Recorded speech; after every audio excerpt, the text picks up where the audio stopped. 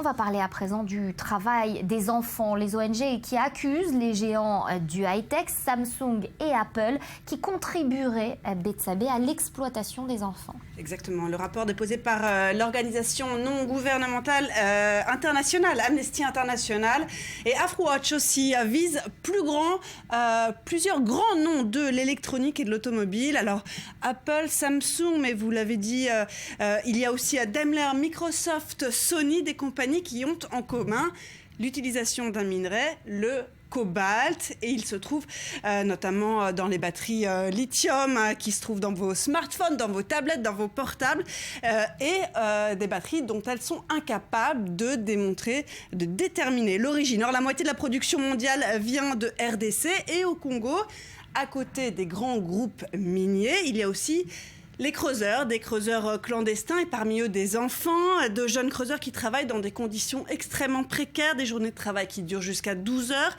des extractions de cobalt sans protection, alors que les poussières peuvent provoquer des maladies pulmonaires mortelles, sans compter les mines artisanales clandestines ou encore les tunnels qui dépassent la profondeur autorisée et s'écroulent sur les enfants. Écoutez. Nous avons filmé dans l'une de ces mines et nous avons découvert que les tunnels ne sont pas soutenus. Il y a beaucoup d'accidents dans ces mines et les gens qui y travaillent n'ont pas l'équipement nécessaire. Ils n'ont pas de bottes, de gants ou de casques et ils n'ont pas de masque. Alors Laurent, justement, quand on entendait et on parlait tout à l'heure de 4e révolution industrielle, ça en fait partie, et il faut le pointer du doigt. Ça en fait partie. On compte sur ces grands acteurs qui sont à Davos pour mettre la pression sur ces boîtes, sur ces entreprises, pour qu'elles cessent ce genre d'activité. On est en train d'essayer d'améliorer le monde. Améliorer le monde, c'est aussi améliorer la qualité de vie des enfants et des hommes à travers le monde et dans les pays en voie de développement aussi. On compte sur eux.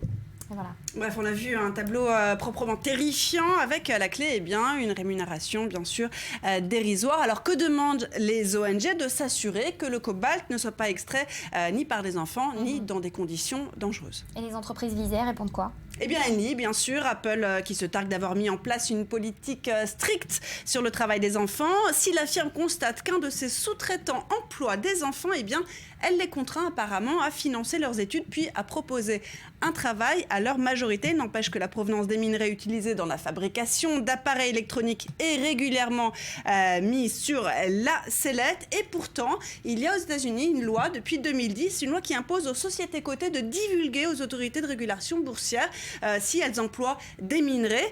Et le cas échéant, si ces matières proviennent de la République démocratique du Congo ou de l'un de ses pays voisins. Pourquoi? Non pas pour prévenir le travail des enfants, mais pour éviter que ces achats de compagnies américaines sur place ne servent à financer, même si indirectement, les conflits armés régionaux semblent prouver que leurs smartphones sont conflict-free d'une certaine façon. Alors à en croire les ONG, d'autres obligations qui, elles aussi, seraient négligées par les compagnies américaines. Et voilà, et on espère que le forum de Davos 2017 se concentrera justement sur ces points qui sont importants et qu'on appellerait peut-être la 5e révolution, peut-être pas industrielle cette fois. Alors,